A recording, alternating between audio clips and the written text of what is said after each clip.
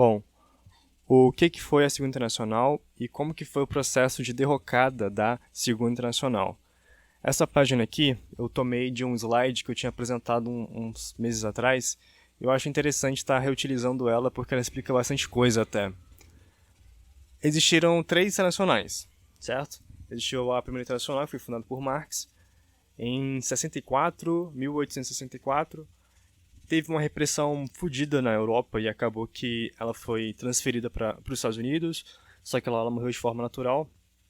Em 89, o Engels, em vida ainda, cria a Segunda Internacional e tinha como um quadro bastante importante o Kautsky, né, que vai assumir depois que o Engels morre o papel de dirigente da Segunda Internacional. E depois que teve a Primeira Guerra Mundial, né, em 19 vai ser criada a Terceira Internacional.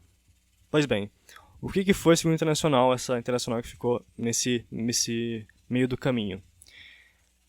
Quando teve a partilha da África, ainda no final do século XIX, existia uma rejeição muito grande por parte do movimento socialista contra a política colonial, né, contra as garras, né, das potências imperialistas contra os povos oprimidos da África.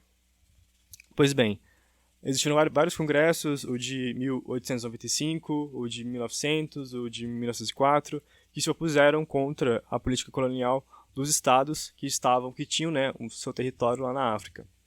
Só que em 1907 aconteceu o Congresso de Stuttgart, na cidade de Stuttgart, em que o Van Col, junto com o Bernstein, né, os dois alemães, defendem a ideia de política colonial socialista. Eles falavam abertamente que isso seria interessante, seria importante para desenvolver as forças produtivas.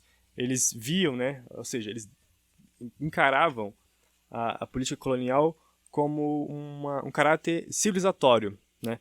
O papel do Estado ter um território na África tinha um sentido civilizatório que seria benéfico a longo prazo, porque avançaria as suas produtivas e assim a revolução se aproximaria mais rápido, né? Essa era a posição desses oportunistas.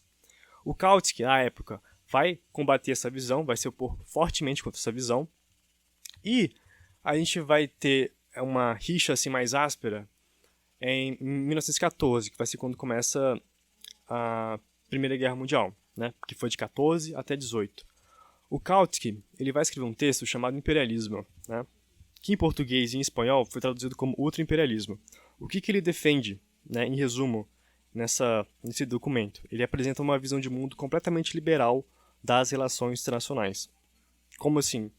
Ele inicia partindo de um raciocínio até que bastante marxista, bem coerente com o marxismo, que é falar a respeito da formação de monopólios. Ele fala que a concorrência gera monopólio, empresas monopolistas formam cartéis para evitar prejuízo, para evitar custos. Ele utiliza esse aspecto, transfere para o campo internacional e fala que existem países imperialistas, que seriam as empresas, né?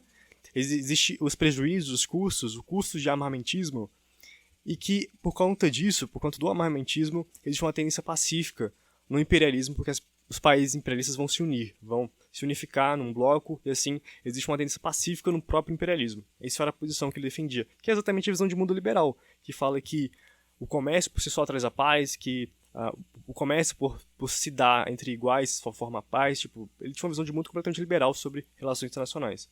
O Lenin vai combater essa visão, vai falar a respeito que as unidades elas são temporárias, que a luta é eterna, é absoluta. Enfim, ele combate no campo filosófico e no campo econômico também.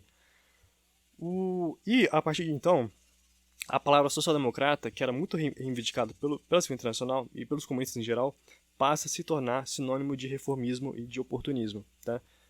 Não só por conta dessa teoria do Kautsky, mas também porque a maioria dos grandes nomes da Segunda Internacional passaram a apoiar seus países durante a guerra. Foram o que Lenin chamou, né, de social-chauvinistas, né, socialistas em palavras, chauvinistas de fato.